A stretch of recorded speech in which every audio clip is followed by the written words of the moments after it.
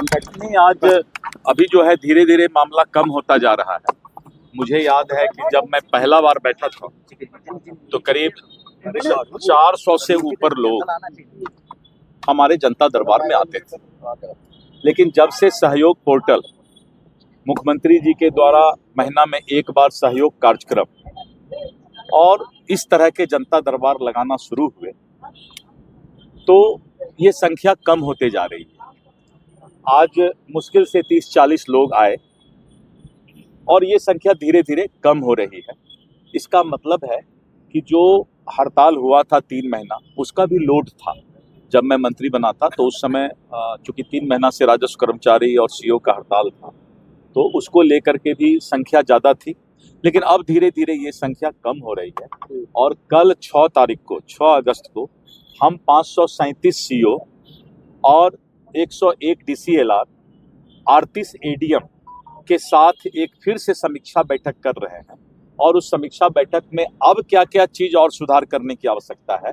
तो लगातार चूंकि सुधार का कार्यक्रम चल रहा है तो वाजिब है कि जो शिकायत की संख्या है वो धीरे धीरे कम हो रही है। प्रॉब्लम आ रहा है ग्राउंड लेवल पे, सिविल कोर्ट में जो ऑर्डर हो रहा है, टाइटल सूट में जो ऑर्डर हो रहा है, उसका जो है ग्राउंड लेवल पे ये फिगर है कि जमाबंदी तोड़ने के लिए सीओ एडीएम के पास भेज रहे हैं और एडीएम सीओ के पास भेज रहे हैं और लोग जो है कोर्ट का चक्कर लगा रहे हैं। एडीएम कोर्ट और सीओ आपका कहना उचित है।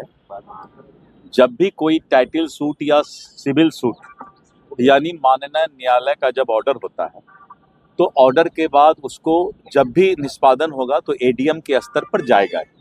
इसीलिए सीओ जब भी करेंगे तो अपनी अनुशंसा माननीय न्यायालय के आदेश के आलोक में एडीएम के पास भेजेंगे। लेकिन बहुत सारे ऐसे मामले हैं जो एडीएम के ऑर्डर सीओ के पास आए हुए हैं लेकिन सीओ नहीं कर रहे हैं। इस तरह के मामले जो भी हैं उनका ही कल 6 तारीख को हम लोग इस तरह के मामले का समीक्षा कर रहे हैं और प्रत्येक जिला का हमने संख्या भी पता कर लिया है कि कितना संख्या किस जिला में लंबित है और उसके निष्पादन का एक तिथि भी तय कर रहे हैं। और मुख्य जो हमारा है कि 15 अगस्त को 30,000 भूमिहीन को हम बासगित पर्चा देने जा रहे हैं। पूरे हिंदुस्तान में, देश में ये पहली बार है कि एक साथ इतनी बड़ी संख्या में भूमिहीन व्यक्ति को भूमि दिया जा रहा है। डॉक्टर श्यामा प्रसाद मुखर्जी ने एक नारा दिया था कि एक देश में 2 निशान, 2 विधान, 2 संविधान नहीं चलेगा। और धारा 370 कश्मीर को कहीं न कहीं भारत से अलग करता था और हम लोग बोलते थे कि जहां हुए बलिदान मुखर्जी वह कश्मीर हमारा। तो कश्मीर जो है भारत का अभिन्न अंग है, इसलिए 370 का हट ना जाए। आज सुनवाई को लेकर के किस तरीके